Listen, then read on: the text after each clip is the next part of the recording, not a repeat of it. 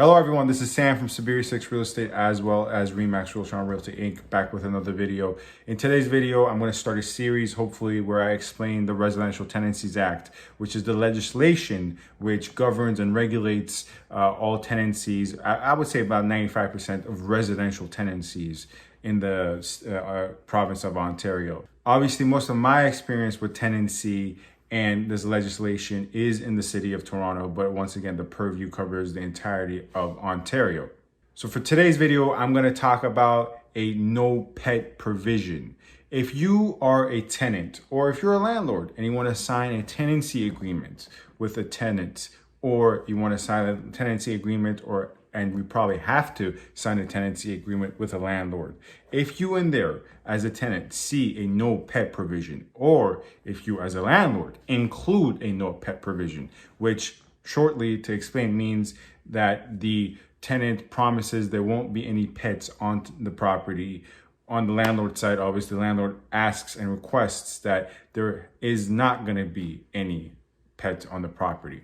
If this provision exists in your tenancy agreement, it is against the law. According to the Residential Tenancies Act, Part 2, subsection 14, such a clause, a no pet provision, is against the law. It is void. It is meaningless. You cannot enforce it. Now, one clear exception to this, which can confuse people, are condominium corporations. And condominium corporations usually take the form of a high-rise, right? Like a 15 to 25 to 40-story building. The reason this does not apply to a condominium corporation that's a high-rise is because the condominium corporation has its own bylaws, meaning there are pet restrictions within that building.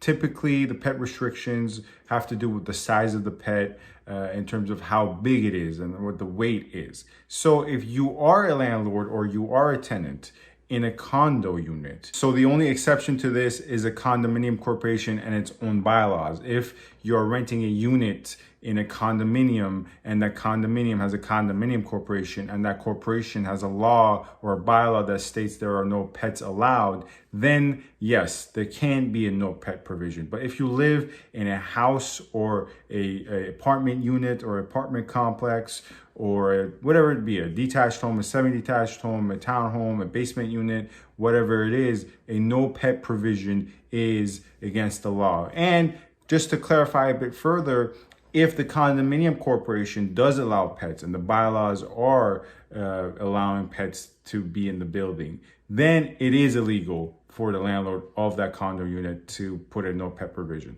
The only exception is, just to clarify one last time, in a case where you are renting a condo unit and that condo's own rule is a no pet. That supersedes the Residential Tenancies Act, but that's the only case. Every other case, a pet is allowed and a no pet provision is illegal and null and void.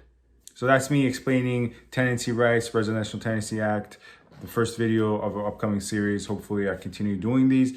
Please subscribe, comment, rate, and review. My information is in the description box. If you have any questions about Toronto real estate or real estate in general, if you want to talk about basketball, I love basketball, or books, whatever, just get in touch with me. I want to talk to people. So thank you very much.